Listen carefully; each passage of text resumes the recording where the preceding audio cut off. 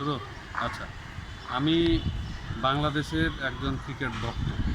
আমি এই বিশ্বকাপ টি-20 বিশ্বকাপ উপলক্ষে আপনাদেরকে আমি আমার ভিডিও আপলোডের মাধ্যমে তথ্য দেওয়ার চেষ্টা করব। আমি ক্রিকেট এক্সপার্ট নই এবং ক্রীড়া সাংবাদিকও নই। আমি একজন সাধারণ ক্রিকেট ভক্ত। এই হিসাবে আমি আমার ভাবনা আপনাদের সাথে ক্রিকেট বিশ্বকাপ উপলক্ষে আমি আমার ভাবনাগুলো শেয়ার করব।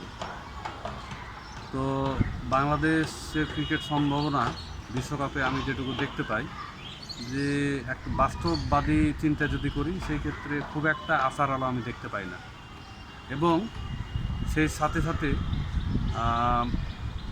বাংলাদেশ যে আমেরিকার সাথে যে টি-20 বিশ্বকাপটা ওয়ার্ম আপ টি-20 সিরিজ খেলো, সেখানে বাংলাদেশ খুব একটা ভালো রেজাল্ট করেনি এবং ইউএসের সাথে বাংলাদেশ 2-1 সিরিজ পরাজিত হয়। এবং কোনোভাবেই আমি এই বাংলাদেশের একজন ক্রিকেট ভক্ত হিসাবে এটা আমি আশা করিনি।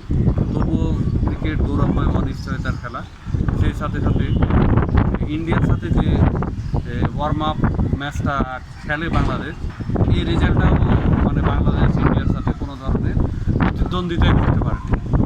তো যা হোক, বাংলাদেশ পর্ব সাথে সাথে শেষ করতেছি এবং আগামীতে বাংলাদেশের সাথে যখন খেলা হবে শ্রীলঙ্কার সাথে 15 তারিখে, সেই সম্পর্কে দিকে বাংলাদেশের যে ম্যাচ আছে সেই দিন আমি চেষ্টা করব বাংলাদেশ শ্রীলঙ্কার ম্যাচের এই কী বলে যে অ্যানালাইসিস করবার জন্য।